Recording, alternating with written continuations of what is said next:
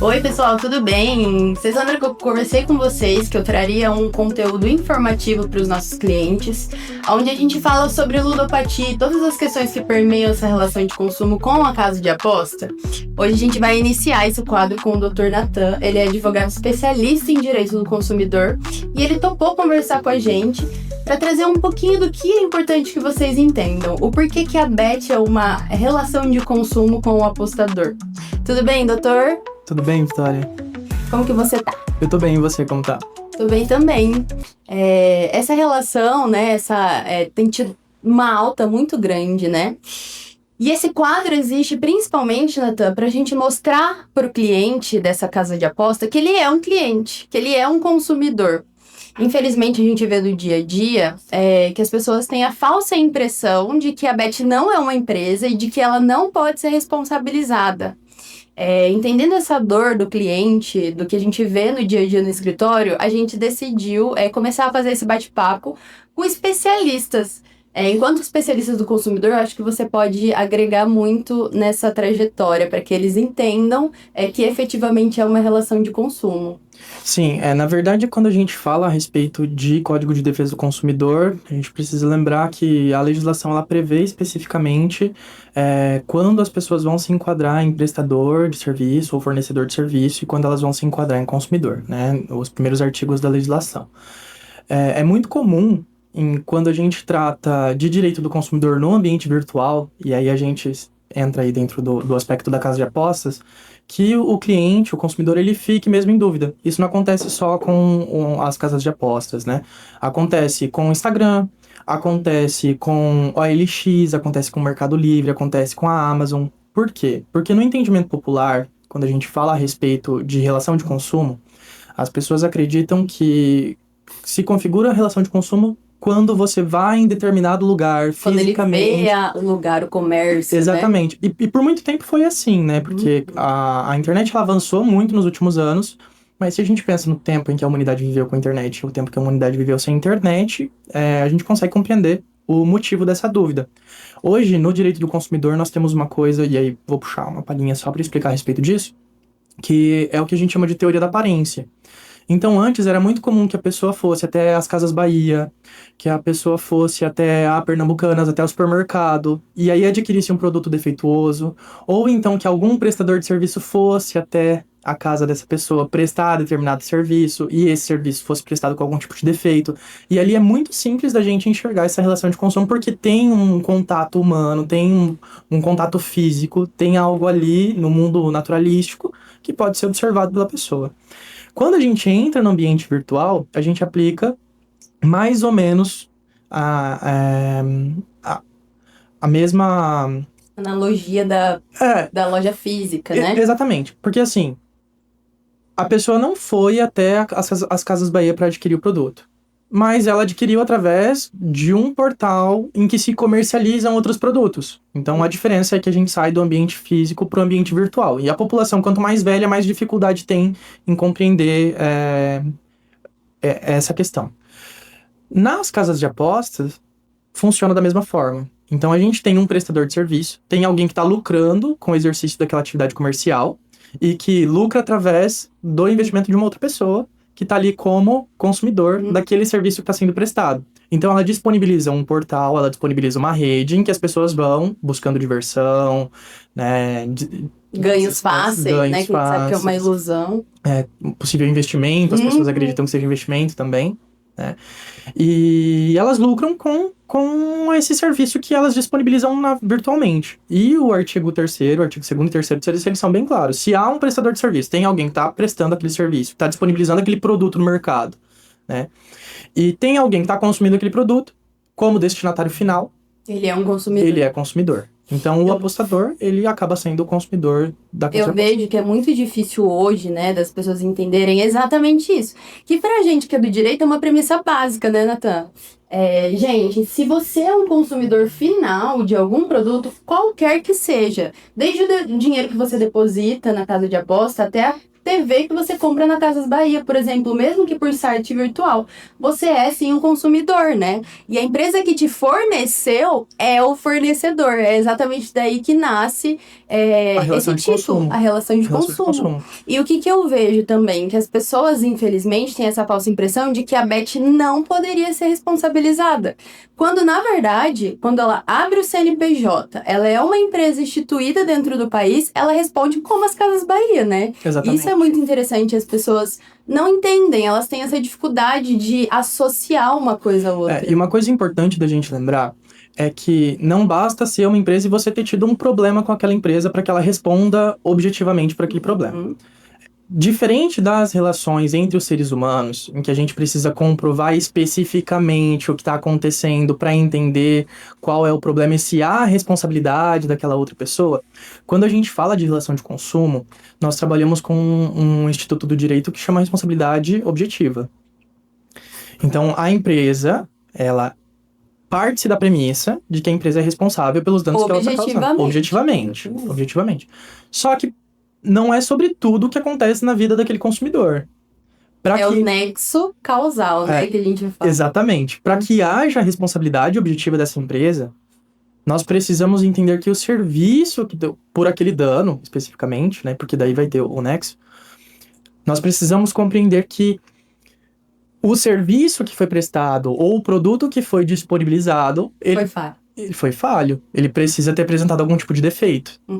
Então, e esse defeito precisa ter causado um dano. Exatamente. É muito interessante conversar isso, quando a gente vê que a pessoa entende minimamente de direito, porque é básico. O que eu sempre falo pro meu cliente, e eu sempre bato nessa tecla, por mais denso que o assunto seja, e eu entendo que não é todo mundo que vai entender tudo que a gente entende, a gente estudou para isso, né?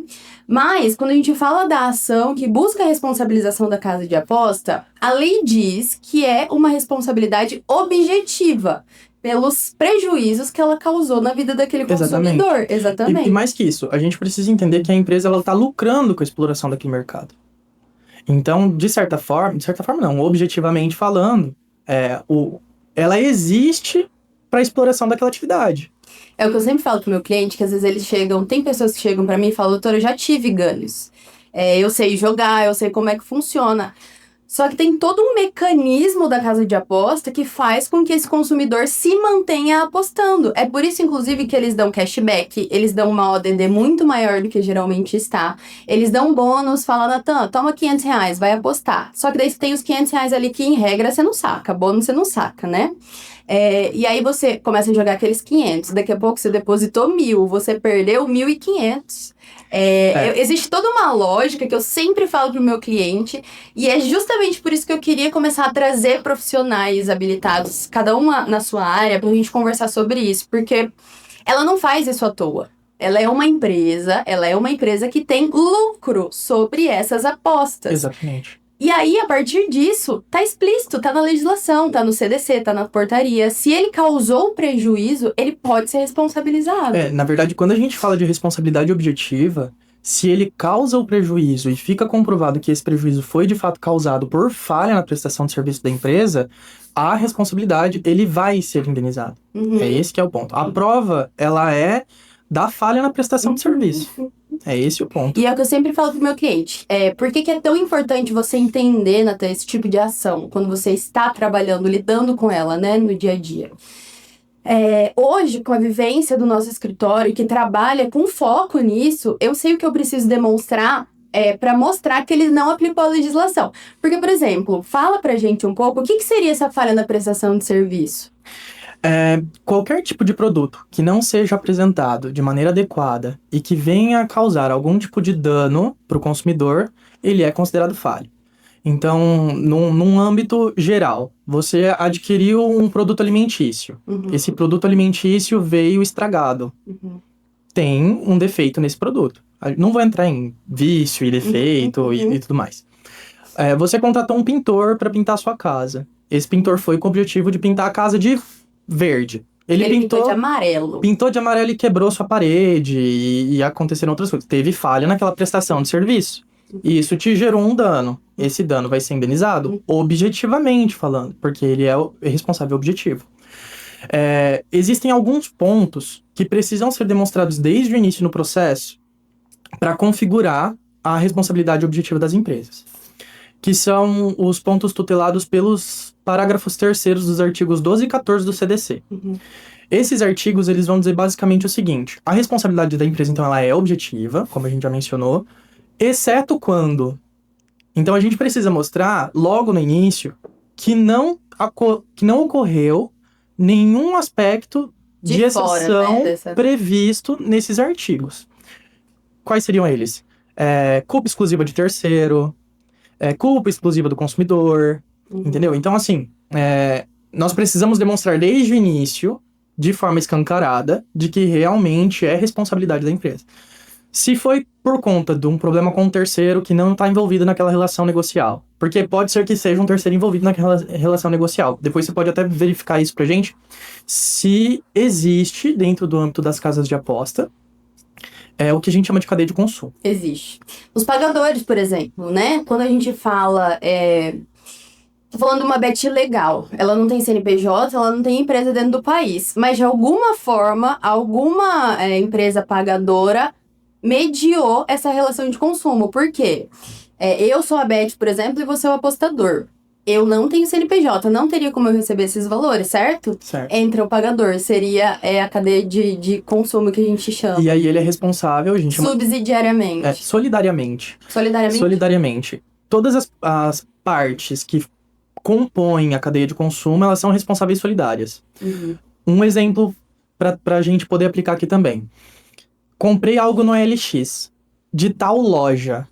O OLX é um mercado virtual, mas a loja é responsável pelo produto. A cadeia de consumo, por quê?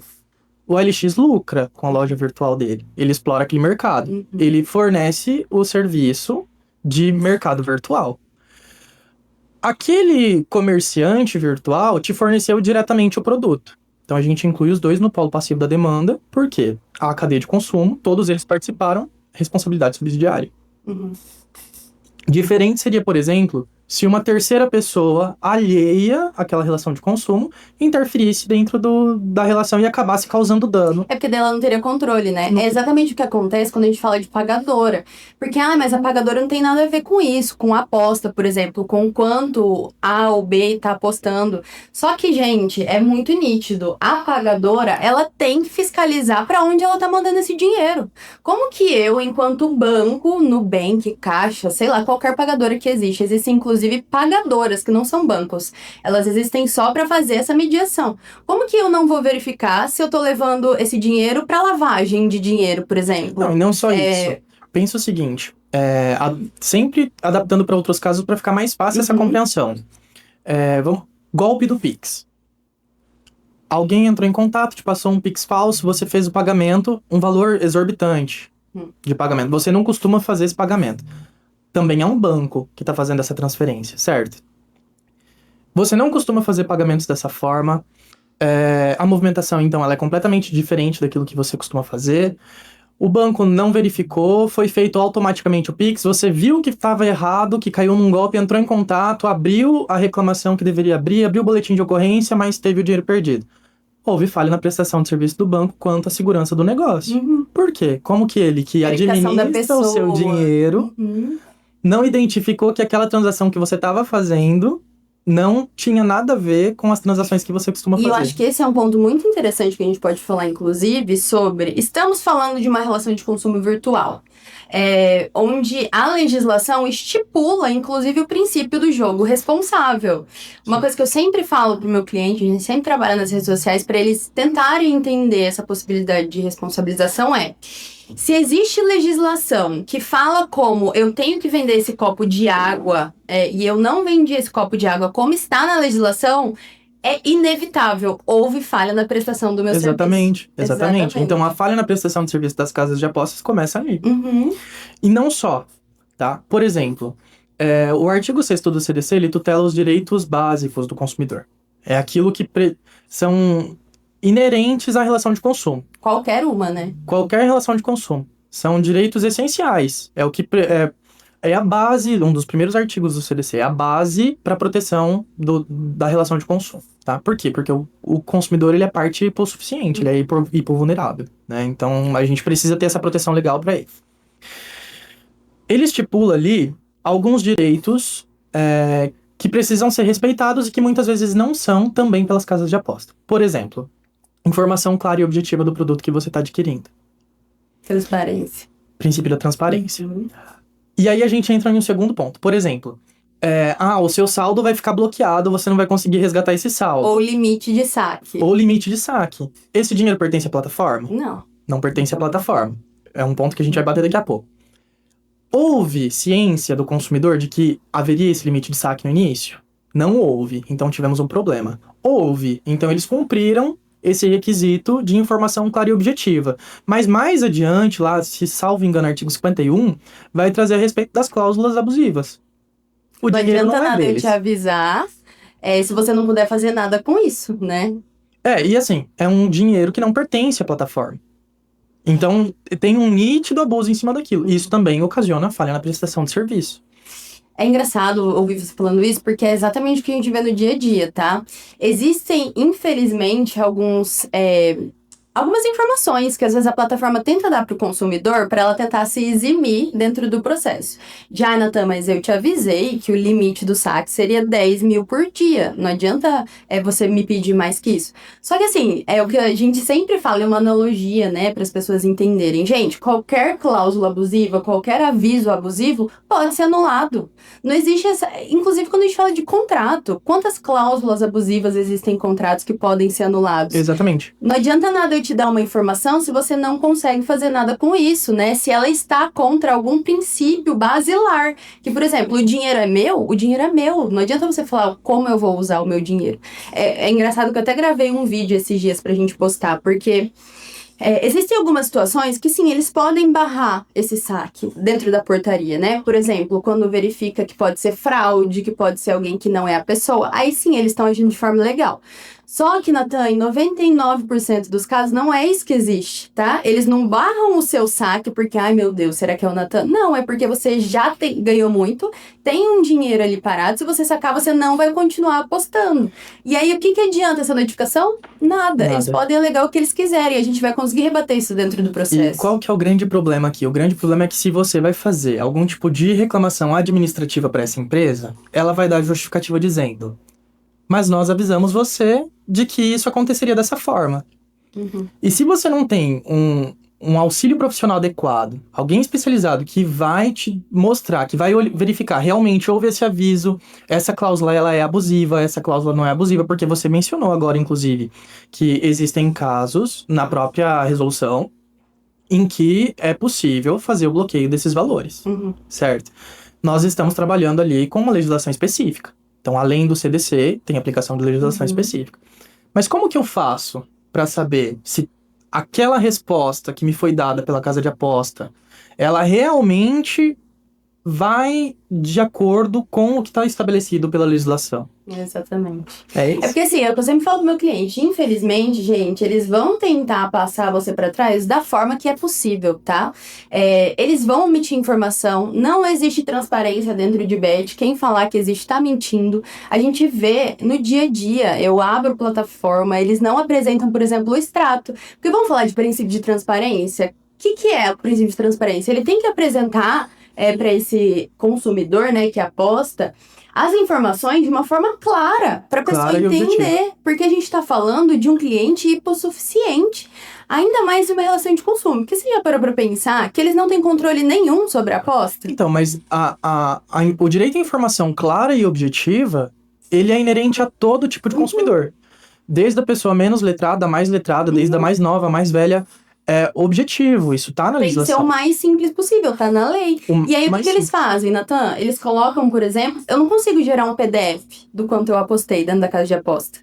que eles fazem? Eles vão mascarando no que eles podem. Então, eles colocam várias abas. Tipo, tem um extrato lá em algumas plataformas, outras não disponibilizam, mas as que tem, você consegue ver o extrato. Só que, por exemplo, 3 movimentações por extrato, 10 movimentações por extrato. Você não consegue gerar o PDF. Aí, você vai passando pro lado, tem, tipo, 600 páginas de 10 depósitos. Isso é uma forma de enganar o consumidor, induzir ao erro de, tipo assim, ai, não, ó, tem 10 aqui.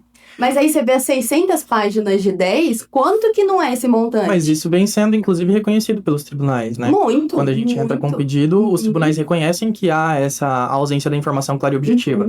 E isso tem um motivo. Porque, como a gente já explicou, essas empresas, elas lucram em cima desse mercado. E não é um mercado de pessoas completamente saudáveis. E é ali que a gente encontra uma segunda falha na prestação de serviço também. Porque é uma empresa que vai explorar o jogo, certo? Algumas pessoas são viciadas. Existe a possibilidade. Elas estão vendo... 90%, eu diria. A maioria, infelizmente, sofre de vício. Eles perdem totalmente o controle. Então, e aí quando a empresa está explorando esse mercado, a legislação impõe a ela um dever de observância. Exatamente, fiscalização. É engraçado porque na portaria, isso é muito importante, tá? Por que eu quis trazer você para cá também? Na portaria diz que haverá aplicação do CDC, porque é uma relação de consumo, é incontestável.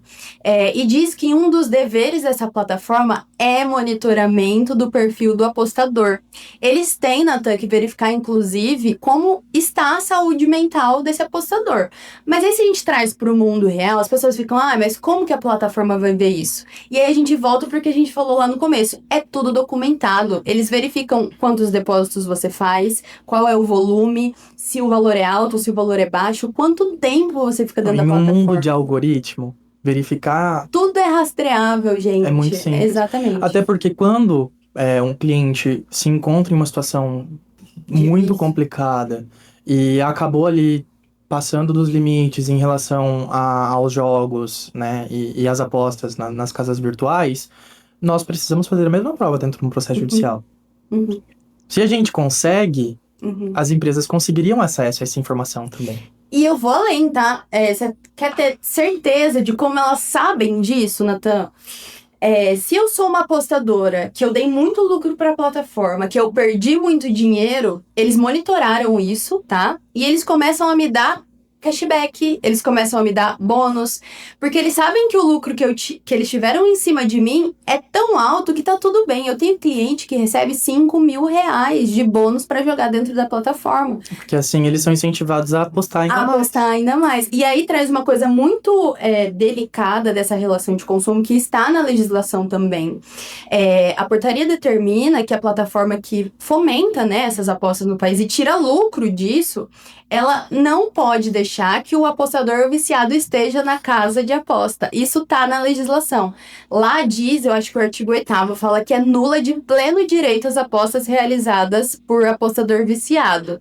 Enquanto especialista, né, que atua muito com essa questão de consumo, o que você diria? Se está tá na legislação lá, é nula de pleno direito essa aposta realizada por apostador viciado. Qual que é a sua visão sobre isso? É assim... Não necessariamente precisaria ter a previsão da legislação específica.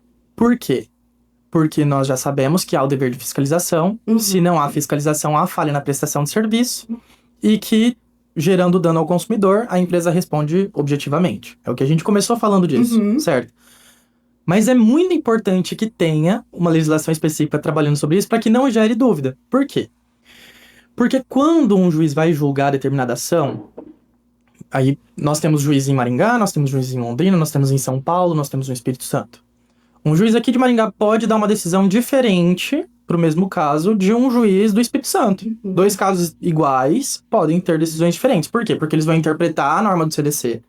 E eles vão dizer, realmente teve esse pequeno problema aqui, mas o CDC não fala que a empresa seria responsabilizada por isso objetivamente. Né? Então, enquanto o outro pode entender, não, aqui fala que precisava ter a fiscalização, não teve, então falha na prestação de serviço, perfeito.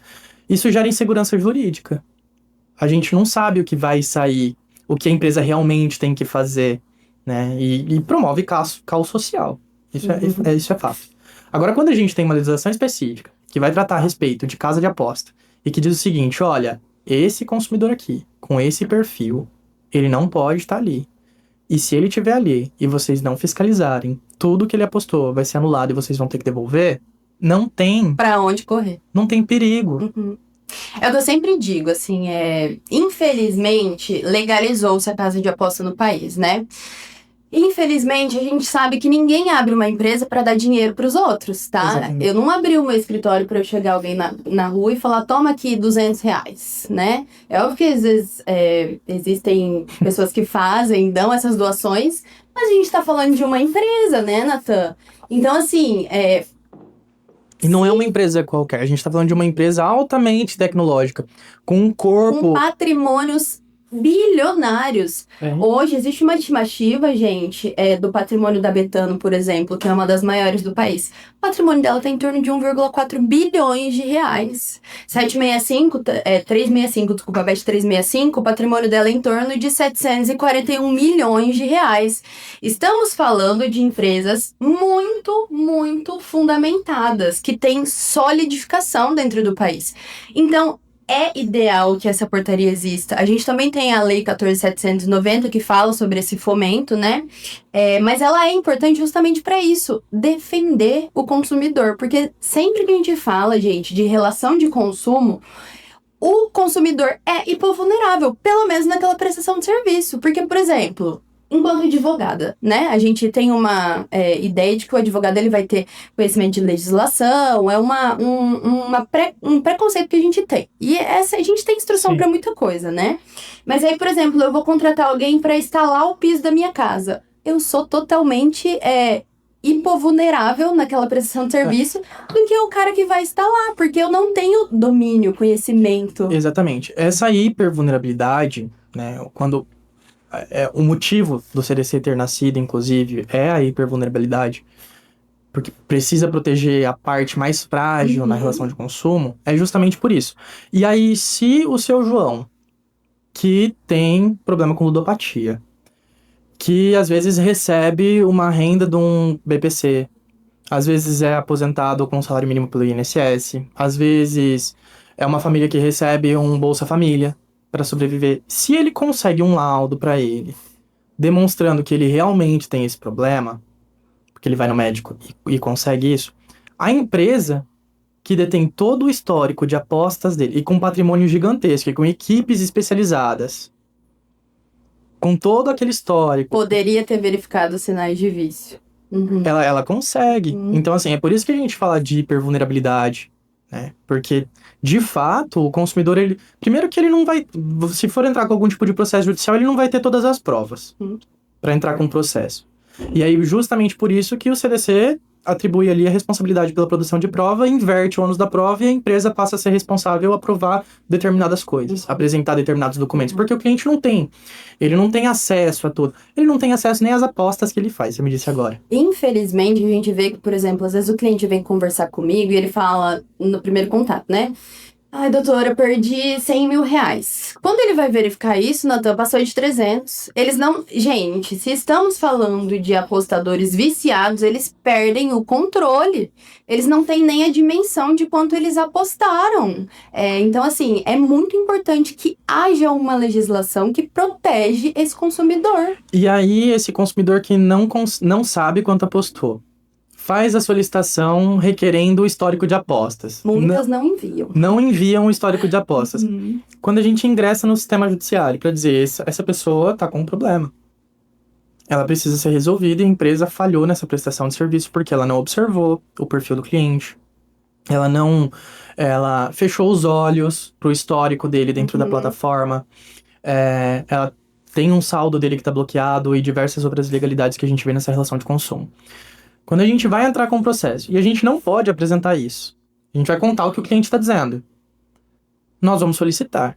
Então, pela inversão do ônus da prova, como o cliente não possui isso, que a empresa seja condenada ali, seja intimada, notificada, ou o que seja, a apresentar essa documentação dentro do processo. A empresa não apresenta. Considera-se...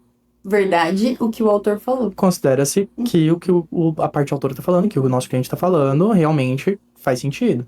Entendeu? Porque, por qual motivo se dificultaria o acesso àquilo? Exatamente, porque tá te trazendo malefício pra você de alguma forma, né? É isso que eu queria que vocês entendessem, gente. A gente tem um direito muito bem estruturado pra cuidar desse consumidor que é hipovulnerável nessas relações. E aí, assim, é claro que não existe promessa de ação ganha, né? Quem fala isso está mentindo. Mas toda legislação é muito favorável no sentido de que, se eu ouvir essa hipovulnerabilidade, né, do consumidor, tudo vai ter que ser demonstrado dentro do juízo, e eles não têm como fugir disso. A gente tem um parâmetro legal muito bom no país. De que assim, então tá bom, você não falhou na prestação de serviço, então me mostra os relatórios. Me mostra quanto tempo que ele ficou dentro da plataforma, quantos foram os depósitos que ele fez. Você tá agindo certo como empresa? Então me mostra os requisitos que são trazidos nos parágrafos 3º do artigo 12 e 14. É aquela premissa popular, né? Quem não deve, não teme. Se a sua bet tá legal, está agindo de acordo com a legislação, me apresente esse relatório. Se não me apresentou, eu vou levar em consideração o que o autor falou, que o hipovulnerável da relação falou, né? E eu acho que uma coisa muito legal também da gente abordar é essa questão, por exemplo, a portaria explícita, tá, Natan? Ela fala que o dever de cuidado é da plataforma. Até, inclusive, para prevenir o jogo patológico, para prevenir o vício. Porque é questão de saúde pública. Exatamente. Você pode falar um pouquinho pra gente sobre isso? Porque tem muito cliente que me procura e fala assim, mas como que eles vão saber que eu tenho esse vício? Por que que eu não vou ser culpado? Eu sinto que alguns têm medo de assim, mas eu gastei muito dinheiro, a culpa não é minha? Na verdade, são várias questões dentro desse aspecto. Um primeiro ponto é que, de praxe, de cara, há um dever de observação. Já é atribuído à empresa. A empresa já precisa fazer essa observação. Então, não é... Porque, assim, uma das excludentes, inclusive, da responsabilidade objetiva é a culpa exclusiva da vítima, né? Mas eu fui avisado. Mas eu sabia. Só que a gente precisa entender que a pessoa que passa pelo problema, que realmente tá em um problema com o vício no jogo, ela não tá nas melhores condições para tomar decisões a respeito disso. Ela não tem mais domínio, né, sobre aquilo, infelizmente. É esse que é o ponto. E isso não é uma coisa que acontece. Então tá ali, eu vou entrar se eu quiser, eu vou apostar se eu quiser, a empresa me avisou que eu tô apostando se eu quiser, e eu não tô tendo nenhum incentivo para apostar mais, a empresa tá observando o que eu tô fazendo, eles estão ali analisando tudo que precisa ser analisado, estão cumprindo o papel deles. Não é assim que acontece. Na verdade, é assim, eu entro dentro da plataforma e eu já tenho 1 milhão de botões me oferecendo coisas para que eu aposte ainda mais. Então, além de não haver a fiscalização, ainda tem um incentivo para que essas apostas continuem. Exatamente. Eu acho que isso é uma coisa legal também de você abordar. Por quê? A gente verifica, já é certo, existe o dever de cuidado... Vou pegar mais lá. Pode ficar à vontade. Existe o dever do cuidado e é da plataforma, não tem como fugir disso. E aí a gente vê que mesmo fiscalizando, mesmo verificando sinais de risco, né, de vício, que é o perigo que aquela pessoa se mantém ali, eles não fazem a autoexclusão, que é o que está na legislação. E digo mais, eles mandam ainda mais promoções. Publicidade abusiva. E aí tem um ponto importante que eu queria perguntar pra você agora, na verdade, porque assim, olha que legal. Existe a possibilidade de autoexclusão. Isso tá previsto na legislação. Fugiu daquele perfil, eu automaticamente excluo de forma unilateral. Até porque a legislação prevê assim, eu tô tratando de saúde pública, né? Hoje, se um consumidor tem uma conta banida do Instagram, sem ter desrespeitado as diretrizes do Instagram, tem um ato unilateral, havia uma previsão contratual, então o consumidor sabia que aquilo poderia acontecer. O Instagram deletou, sem justificativa plausível sem prova de que houve ali... Tinha que ser banida aquela conta. Exatamente. Então, assim, há falha na prestação de serviço do Instagram, o cliente consegue recuperar a conta, às vezes uma indenização referente a isso. Na plataforma de aposta, se houver um equívoco na autoexclusão, a gente também tá falando de falha na prestação de serviço. Sim. Existe até decisão que devolve a conta pro apostador que teve a conta banida, tá? Eu já vi acontecer na prática, mas não é o tipo de ação que eu gosto de fazer, porque a gente sabe que, gente, infelizmente, a partir do momento que você está nessa plataforma, nessa área de apostas, a chance é que você tenha muito mais prejuízos do que ganhos, tá? Eu já tive clientes, inclusive, que me procuraram para falar, doutora, excluíram a minha conta, eu não tenho nada, eu sou saudável, eu quero continuar jogando. E haveria, sim, a possibilidade de restituição dessa conta. Eu já vi acontecer dentro do judiciário. Mas pelo que a gente vê, eu não atuo nessa causa. Mas eu sei por que você não atua nessa causa. Porque pode ser prejudicial, né? Porque a gente faz um juramento. Também, né? Questão de ética, de dormir com a consciência limpa. Mas existem sim, tá? Inclusive contra casos de apostas grandes. Onde o bloqueio, por exemplo, ficou bloqueado, né? O saque por algum motivo. E aí eles não davam mais acesso. Entrou com o processo, conseguiu acesso, conseguiu o saque, conseguiu e a pessoa continuou jogando. Existe essa possibilidade também? Existe. E você me disse agora que você não entraria com uma ação para desbloquear a conta que foi excluída injustamente. Uhum. E se é o caso, como você mencionou agora, que o seu cliente ele tem um saldo, a conta foi excluída e ele não consegue acesso. Não, aí a gente consegue a restituição, tá? Desses valores. Mesmo sem o desbloqueio da conta. Mesmo sem o desbloqueio da conta, porque cai naquela premissa de o dinheiro é do cliente. Exatamente. Exatamente. Tipo assim, ai, gente, tem uma conta na Caixa Econômica. E por algum motivo essa conta foi bloqueada, ou por coisas judiciais que a gente vê acontecendo muito na prática, ou porque alguém tentou entrar, golpe do Pix, alguma coisa, né? E aí eles bloquearam essa conta. Não existe o porquê você não conseguiu o dinheiro que é seu e tá lá. A gente tem medidas judiciais para entrar, requerer esse valor, e aí vai da pessoa se ela vai querer ou não nessa relação de continuar nessa relação de consumo com o banco, né? Enfim. Com a Bet se aplica a mesma coisa. É o que eu sempre digo pro meu cliente. É uma relação de consumo como qualquer outra, tá? Vão se aplicar as mesmas premissas sempre. O que a gente tem que desmistificar? Que a Bet não poderia ser responsabilizada. Inclusive, quando a gente fala aquela questão de cuidado, né, de princípio do jogo, tem muitas bets que colocam, por exemplo, quantas horas você quer ficar dentro da plataforma? Qual que é o limite de saque que você quer fazer? Só que ela tá tentando jogar o ônus de fiscalização pro consumidor. E na legislação, até no CDC, que você vai poder falar um pouco melhor que isso sobre é explícito lá, não é? Que se estipulado em lei. Exatamente. O dever é do como que funciona? Toda relação de consumo é uma relação contratual. Então, seja diferente... Existem vários tipos de relações contratuais. Tem um contrato de compra e venda, tem um contrato de aluguel. Uhum. A relação de consumo também é uma relação contratual. Tem duas pessoas ali, uma tá dando algo, a outra tá recebendo algo, certo? Uhum. Então, também é uma questão contratual. No direito brasileiro, quando a gente vai trabalhar a questão contratual... De maneira geral, aplicam-se as regras do Código Civil. E ali a gente tem alguns princípios como, por exemplo, a boa-fé, a liberdade das partes de poderem transacionar da forma como lhes convém e assim sucessivamente. Quando a gente aprofunda um pouco mais para a área do direito consumidor, a situação não fica dessa forma. Por quê? A gente tem uma legislação específica, que é uma norma de ordem pública. Em regra, tem que ser aplicada específica. Ela vai ser aplicada especificamente. Por quê? Justamente porque uma das partes dessa relação de consumo é mais vulnerável que a outra. E aí é engraçado que quando a gente vai para essas legislações específicas, elas ficam, inclusive, muito mais protetoras e fáceis para que o consumidor entenda. Sim. É justamente essa a ideia, né? E aí assim, só continuando respondendo a sua pergunta. A partir do momento que a empresa tenta inverter isso e tirar de si a responsabilidade... Primeiro, ela está tentando se justificar dentro do lado que a gente já comentou dos parágrafos terceiros. Culpa exclusiva do autor. Uhum. Eu tô fazendo o meu controle. Olha aqui, eu perguntei para ele quando que ele quer sair. Eu perguntei o limite de investimento. Eu tenho um protocolo que está sendo seguido, é isso que a gente pode apresentar. Se ele continua, a culpa é dele. Uhum. Primeiro que entra nessa justificativa, que a maioria das defesas vão vir para esse lado. Segundo que ela ignora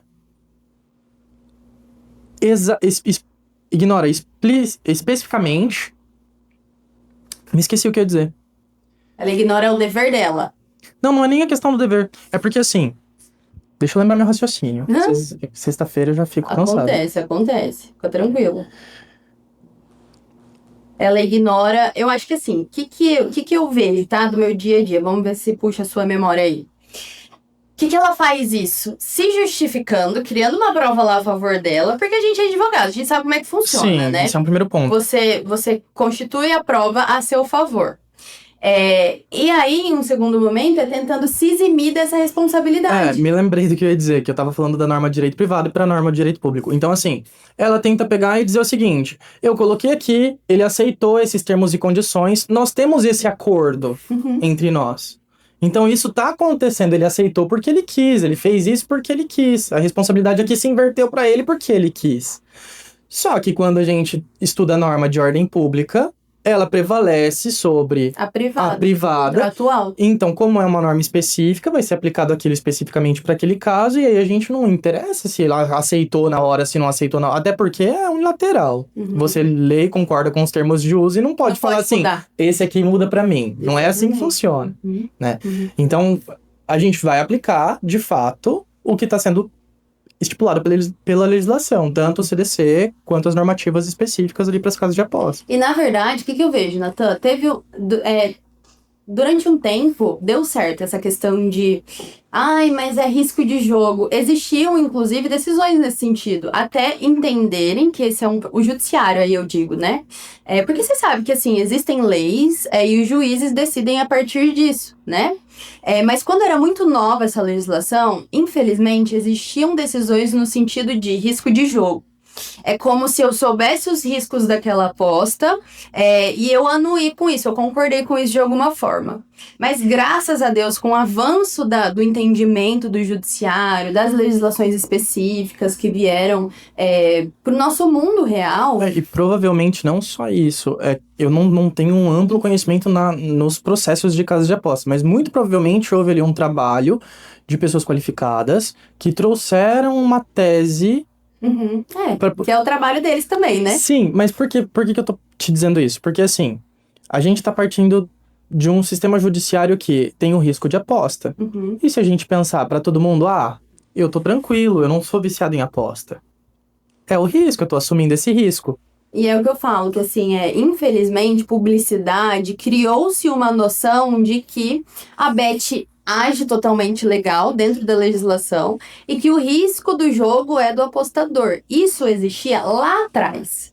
Atualmente, as decisões são todas nesse sentido, de proteger o consumidor, porque verificou-se dentro de vários processos que o apostador é hipovulnerável na relação de consumo, que ele não tem domínio nenhum sobre a aposta. Ele não... Gente, ninguém sabe se o tigre vai soltar ou não a carta. Eles não têm como ter esse domínio. É um sistema produzido pela casa de aposta. É o algoritmo deles. Eles soltam quando eles bem entender. E se fosse uma coisa que realmente é benéfica para o consumidor, a gente não via o SUS fazendo publicidade de saúde pública, né? Falando para as pessoas irem atrás do CAPS, de acompanhamento psicológico. Existem também decisões que não deixam que pessoas que participam do Bolsa Família façam parte dessas plataformas. Elas também não podem ter acesso. Elas já estão em uma situação maior ainda de vulnerabilidade. Exatamente, esse que é o ponto. Porque assim, tem prejudicado muitas pessoas, infelizmente, no país inteiro. E o que acontece? Então, se a gente pensa na primeira situação, antigamente as primeiras decisões foram assim e levavam em consideração o vício de jogo, porque quando a gente fala de contrato, de uma forma geral, a gente entende que a livre manifestação das vontades. Então, aquela pessoa, por vontade livre, consciente, sem coação, nada do gênero, realmente quis fazer aquilo. Depósito, né? Mas quando a gente trabalha com alguém que passa por um problema de saúde, a situação não é assim. Ela não tem vontade livre e consciente. Ela tá sendo motivada pelo problema de saúde que ela tem. Ela não entende a gravidade daquela situação. E quando ela vai entender, se entende, já perdeu muita coisa. Às vezes já levou a família pra uma situação que não consegue. E isso é muito interessante também, né, gente? Quando a gente fala de direito, eu queria que vocês entrassem na minha cabeça e vissem com os nossos olhos, né, que já estudou um pouco sobre isso. Mas o direito é uma matéria social. Ela se adapta conforme a necessidade da população, das pessoas que precisam ser mediadas por esse direito. O que eu vejo nessa construção, Natan? Que antes, porque Até então, né, o fomento de apostas era proibido no país. Quem podia fazer era a Caixa Econômica com a Mega Sena. É isso aí, Loteria Federal, tá? Quando a gente começou a privatizar isso, aplicavam-se os princípios contratuais, os privados, né? Só que daí o direito foi se moldando e se adequando porque ele verificou que passa de uma correlação de privada, né? Ela tornou-se um problema público. E aí a gente tem essas decisões atuais que são muito pró-consumidor, porque existe essa necessidade real, tá? As pessoas se perdem nessa relação de consumo. E é muito importante entender o seguinte: ninguém vai na casa do apostador dizer o seguinte: olha, você tá tendo o seu direito lesado, você tá passando por algum tipo de problema, nós vamos defender vocês. Porque o Estado, ele precisa ser provocado. Uhum. Então essa pessoa, ela precisa obrigatoriamente chegar e falar assim: escuta aqui, juiz, eu tô tendo esse problema. Ai, mas eu já encaminhei uma reclamação pra casa de aposta, e aí eles me disseram que é assim e tudo mais. Você tentou administrativo, agora você precisa pro judicial, né? E é engraçado isso também, porque, por exemplo, para vocês entenderem premissas do direito, tá, gente? Já estamos entrando em coisas, teorias gerais. O juiz não pode conceder nenhum pedido no processo que não tenha sido feito na sua inicial. Porque ele precisa ser provocado. Ele precisa ser provocado, exatamente. Você falou, me deu um start. Por quê? Uma vez me procurou um cliente falando que ele precisava da justiça gratuita, mas ele não teve. Quando a gente foi ver esse processo, não foi solicitado. E quando a gente fala, por exemplo, de um processo onde envolve muitos valores de perda, é interessante que a gente tenha essa justiça gratuita, primeiro porque ele precisa, que ele está fundado em dívida, né? A gente tem que comprovar isso. Enfim, a pessoa que atuou nesse processo não pediu, ela não levou isso em consideração. E ele teve que recolher muitas custas iniciais. E alguém que já estava vulnerável financeiramente. Vulnerável acaba piorando essa situação, né? Por isso que eu falo pra vocês, assim, sempre que você for pensar em entrar com uma ação judicial, entre com alguém que é especialista naquela ação judicial. Por quê? O Natan, que trabalha com o Código de Defesa do Consumidor, se ele trabalha com viagens, ele sabe o dia a dia no judiciário com relação às ações de viagens, né? Se você faz trabalhista, se a pessoa faz trabalhista, ela vai saber o que é necessário. São essas nuances da legislação específica, que graças a Deus existe, que esse profissional tem que ter domínio também, né? Sim, e assim, é muito complicado quando a gente fala de justiça gratuita, porque a maioria das pessoas acha que aí ela não tem que pagar nada. Uhum. Né? Tipo assim, não sei se acontece com você. Muito. Justiça gratuita, então não tem que pagar advogado. Não tem que pagar nada, exatamente. Não, na verdade, justiça gratuita tá ali pra fazer com que aquele indivíduo, aquela pessoa que tá tendo aquele problema, tenha a sua demanda analisada pelo judiciário, sem ter que pagar o judiciário brasileiro pra isso. Uhum. Pra vocês entenderem, eu sempre falo isso em atendimento também, porque eu gosto de ser muito claro com o meu cliente, né? Pra ele saber os riscos que ele assume também.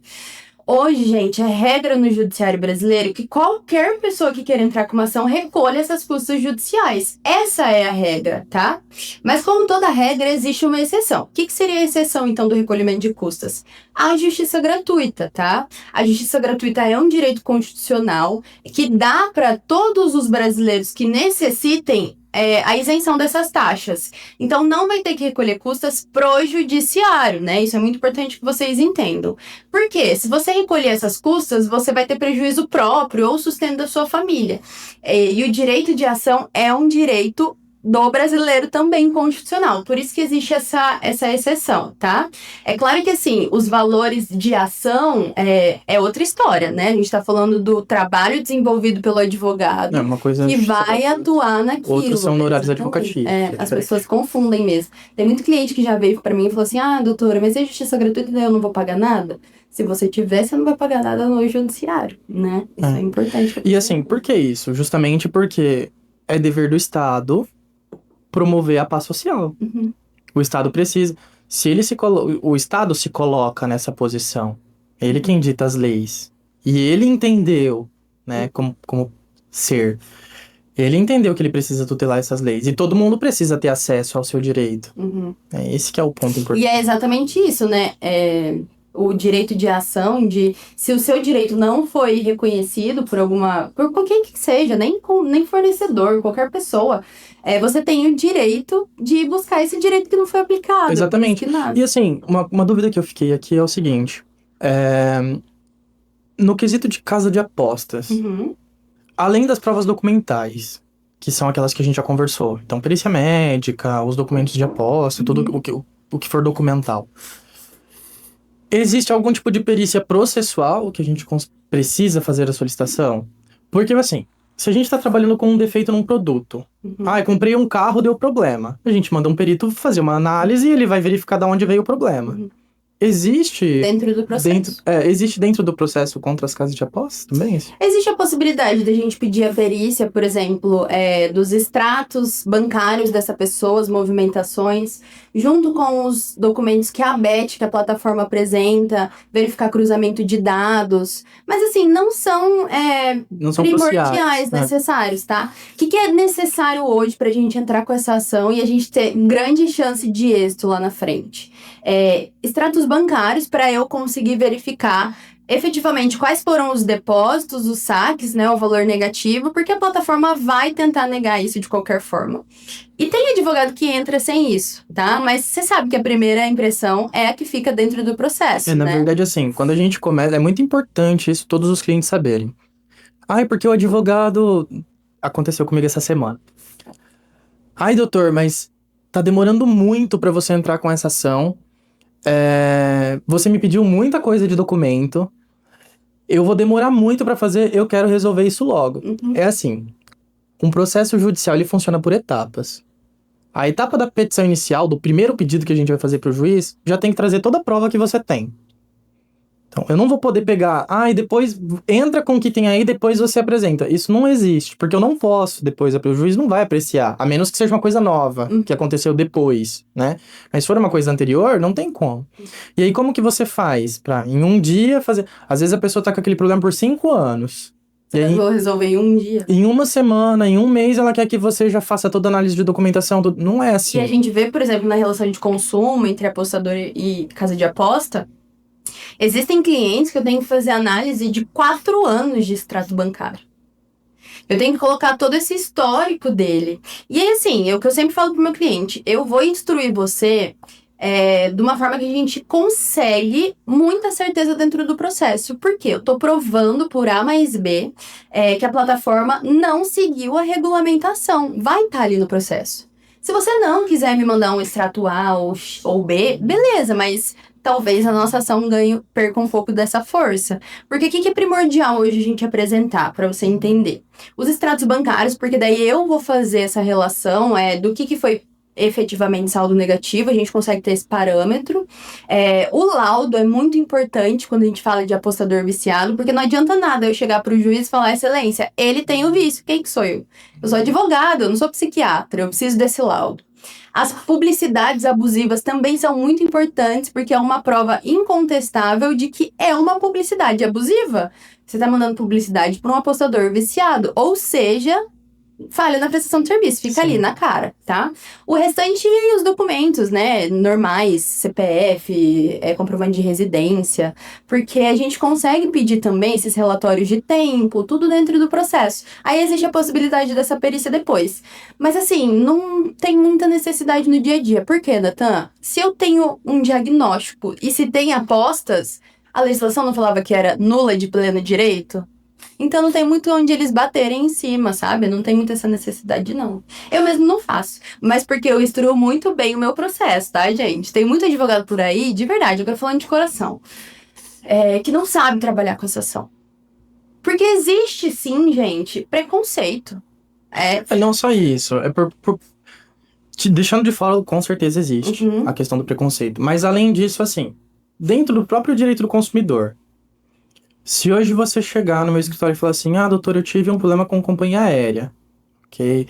Eu tive um problema com um carro que eu comprei, ok? Eu vou conseguindo... Mas entende que são problemas específicos? Quando eu vou tratar de companhia aérea, eu vou aplicar alguns tratados internacionais, se a viagem for internacional, entendeu? Convenções entre os países. Se eu vou falar sobre veículo que foi adquirido, eu vou tratar de vício redibitório, eu vou tratar das cláusulas contratuais que estão ali. Então, assim, mesmo dentro do âmbito do direito do consumidor, ainda existem especificidades para se trabalhar. Então, é muito difícil encontrar, principalmente em um tema complexo, e aí sim também, levando em consideração o preconceito, alguém que realmente saiba instruir da forma adequada aquilo que precisa ser feito. É isso que eu vejo que é a diferença desse processo, Natan. Minúcia, é o detalhe. Às vezes eu começo conversando com o cliente, eu quero extrair dele os detalhes, porque é isso que vai trazer êxito. Sim, e assim, a gente nunca pode prometer nenhum tipo de resultado. Eu sempre falo isso pros meus clientes. Olha, se você quer alguém que te promete resultado, você procura outro advogado, que eu posso prometer que meu trabalho vai ser bem feito, né? Nós vamos solicitar a maior quantidade de provas possíveis para aquilo que a gente precisa comprovar dentro do processo, para ter cada vez mais certeza do resultado que a gente vai ter, né? É nosso trabalho. Uma mensagem, às vezes, que você deixa de juntar, faz toda a diferença. Às vezes acontece, tem todo um laço probatório, mas falta um pequeno aspecto que faltou e que foi solicitado e que existia, e o cliente não mandou. Às vezes por isso, mas é muita coisa. Mas não sei o quê. E isso faz diferença. Faz muita diferença. Mas assim, é uma ação que eu sempre falo pro cliente, né? Gente, tem a legislação específica. Ela não seguiu a legislação, ela pode ser responsabilizada. Basta ter alguém que saiba manejar esse processo e deixar isso demonstrado dentro da plataforma, do processo, né? Existem, graças a Deus, muitas estipulações dentro da legislação. Eles têm que fazer tudo e eles não fazem nada. Existem coisas muito pequenas. Por exemplo, só pode haver 3 contas vinculadas a um jogador. Eu tenho cliente que tem 5 bancos vinculados na plataforma de aposta. Ou seja, se eu mostro que tenha 5 e a legislação fala que tem que ser 3, já ficou nítida a falha na prestação de serviço. Então, assim, eu queria que vocês pudessem entrar na minha cabeça e ver, porque é uma ação que tem muita chance dentro do judiciário, se você souber manejar ela, né, sob essas nuances. Mas a gente vai trabalhando para isso, né? A intenção desse quadro é justamente trazer o máximo de informação, porque você só pode ir atrás do seu direito quando você sabe dele, né? Com certeza. E aí, um dos propósitos que a gente colocou aqui no escritório é tirar esse preconceito ou essa falsa impressão de que a plataforma não pode ser responsabilizada, de que não dá em nada, no judiciário não vai conseguir. Já tem N decisões aí que mostram exatamente o contrário, né? Então, isso é um dos nossos... Não, e tem mais. Se todas as vezes que um direito de alguém estiver sendo lesado, essa pessoa receber um não e se contentar, se ninguém entrar no judiciário, nunca nada muda. Para que hoje as casas de apostas pudessem ser responsabilizadas pelos danos que elas causaram, tiveram nãos antes disso. Foi necessário levantar uma tese dizendo, mas essa pessoa aqui não tá com a cabeça normal. Ela não tá em sã consciência. Entendeu? Precisou isso ser apresentado, alguém analisar e falar, realmente, olhando por esse lado, aplicando a norma dessa forma. Então, assim, acontece. Só que se a gente não luta pelo nosso direito, ninguém vai lutar. É o que eu falei. O Estado não vai chegar e falar assim, e aí? Não desce um delegado, um promotor de justiça, um juiz na sua casa e fala assim, então, você tá tendo algum problema? Como é que tá? Você tá conseguindo comprar o gás ou você tá apostando esse dinheiro? É exatamente isso. É isso que acontece, entendeu? Então, assim, até porque é impossível que isso aconteça, né? A gente não pode ser injusto também, né? As demandas do judiciário já são diferentes. Altas, né? É óbvio que se você chegar até um juiz e falar, estou tendo esse problema, né? E aí, é só pra isso que serve advogado. Eu brinco, eu explico toda vez que um cliente chega no escritório e fala assim, a minha profissão é essa. Eu tenho uma coisa que chama capacidade postulatória. Eu faço 5 anos de faculdade para entender das leis, para depois fazer uma prova da OAB, para passar nessa prova para adquirir capacidade postulatória. Isso me diferencia das outras pessoas. O que é capacidade postulatória? Eu posso ir lá no juiz e falar assim, o seu José, ele tá com um problema. Vamos resolver? Vamos resolver? Mais que isso, o seu José tá com um problema com a dona Maria e eles não estão de acordo em como vão resolver. Alguém imparcial tem que resolver. O senhor não resolve? É só isso, a capacidade postulatória. Então, a história quem conta é o seu José, a história quem conta é a dona Maria, a prova quem apresenta é o seu José, a prova quem apresenta é a dona Maria. Eu vou só gerir aquilo que eles estão fazendo para fazer com que o juiz entenda o que eles estão dizendo. É basicamente isso. É o que eu falo sempre, né? Eu sempre falo pro meu cliente, eu sou paga para mostrar o seu ponto de vista, o seu problema dentro do processo. Sim, e às vezes a gente é pago também pra dizer pra ele o seguinte: seu ponto de vista tá errado. Aham. Acontece. E instruir, né? Não dá pra fazer assim, você vai ter que fazer É assado. assim, é dessa forma que faz. Você tá com esse problema? Então me traz essa prova desse problema. Exatamente. Então, assim, é óbvio que ninguém vai se negar, né? Os promotores, eles estão ali pra defender as pessoas, os delegados estão ali pra proteger a sociedade, os juízes estão ali pra julgar. Então, se eles forem provocados, eles vão fazer o trabalho deles. Mas não tem como, não tem condição. Imagina a quantidade de pessoas que a gente tem pra eles irem na casa de cada um. Então, assim, as pessoas precisam começar a aprender que vale a pena lutar pelos direitos delas. Exatamente isso. Se você tem um problema que você tentou resolver de forma amigável, né, administrativamente, e você não conseguiu, se o seu direito foi proibido, né, foi excluído de alguma forma, você pode ir, você pode ir atrás. Eu não tenho certeza, doutor, se meu direito foi ou não. Então você consulta o advogado. Então você fala, ó, tá acontecendo esse problema, eu quero saber se isso tá certo mesmo. Entendeu? Porque às vezes a gente não sabe. É esse o ponto. Até a gente tem que pesquisar algumas coisas de outras áreas que a gente não faz, né? Tem que ligar para um colega e falar assim, ó, tá acontecendo tal coisa. Preciso de ajuda, corre aqui. Mas é isso, eu adorei o nosso papo, acho que foi muito enriquecedor, informativo. Você trouxe coisas que eu digo, mas do seu jeito, eu acho que isso é muito legal também, a gente aprende junto, né? Eu quero agradecer o seu papo. Você tá aberto para você voltar quando você quiser, tá? A gente pode falar de outros assuntos, de consumo, o que você achar legal também. Não, eu imagino. Eu que agradeço pelo convite, tô muito feliz de ter vindo aqui. Pode contar comigo também, sempre que vocês quiserem. É uma ligação, final de semana, eu venho e a gente bate um papo. Combinado, então. É isso, gente. Essa foi uma conversa que a gente teve com um advogado especialista em direito do consumidor. Eu acho que ele conseguiu trazer para vocês coisas muito didáticas, né? Onde a gente consegue entender que se existe relação de consumo, se existe um lado hipovulnerável, esse lado pode sim ser ajudado de alguma forma dentro do judiciário. Eu agradeço e segue a gente que a gente vai postar muito mais coisas para vocês.